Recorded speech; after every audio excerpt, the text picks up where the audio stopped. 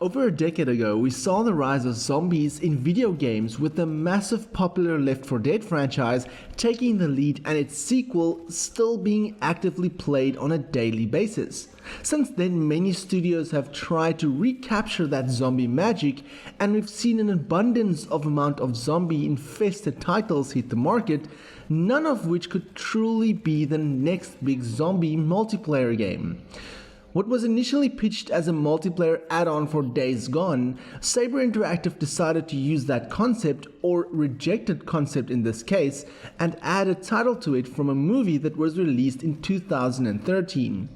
World War Z has been in development for a while now, but did it resurrect the zombie craze, or should it have stayed dead? One of the biggest marketing aspects of this title was the amount of zombies that would be presented on screen, and it certainly did not disappoint. Hundreds of undead can be seen at once, and it is certainly a sight to behold. The famous undead pyramids from the films is by far the highlight of the game, seeing the undead pile onto one another to build the ladder of sorts in order to reach high places. Although this does not occur often, it's still something to behold. Essentially, you'll have a limited timer that tasks you to set up defenses before the inevitable mob, and once the timer reaches 0, you better hope that you're stocked with ammo, because you'll need every last bullet.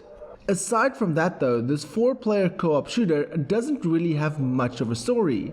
You'll experience the entire campaign in third-person mode over 4 different locations. Moscow, Tokyo, New York and Jerusalem each has unique environments, but overall feels too generic aside from some obvious landmarks. The zombies does have enough variety, but after a couple of hours, you've pretty much experienced what there was to offer.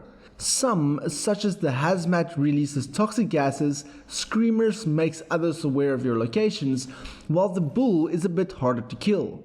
The biggest difference comes in the 6 character classes. Each class has their own systems, and weapons can be upgraded as well.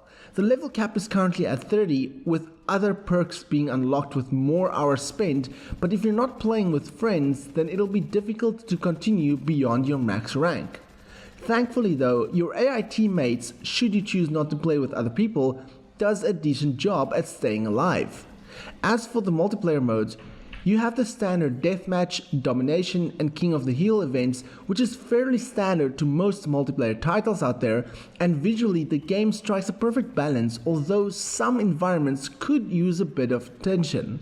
Apart from upgrading your weapons, having unique looks to their upgrades and focusing on leveling the classes, in addition to the fairly short campaign, there won't be much to make you keep coming back if you're somewhat of a lone wolf, as World War Z is clearly aimed at the team-based players with the hopes of reviving the essence of Left 4 Dead. That said, Saber Interactive has already released a bunch of free DLC content and updates, with much more in the works, and priced at $40, it is a fair asking price for a game in the market which has essentially seen a fair amount of zombie-themed games. If you enjoy playing with your friends, or just want to take out endless hordes of zombies, then I definitely recommend World War Z. However, having the name of a fairly enjoyable movie, I hoped it would have an intriguing campaign, but ultimately I was left disappointed. If I'd had to put a score on this, then I'd easily give it a 7 out of 10. I'd like to thank Apex Interactive for providing me with a review code, as well as Sonic Informed for the AverMedia capture device. If you enjoyed this content, then why not check out the rest of my channel, and if you like this video then give me a thumbs up, if you dislike it then give me a thumbs down, but please tell me why so I can improve my videos. My name is Frank, I'm the Red Tie Guy, and frankly, thank you for watching. Catch you guys in the next video.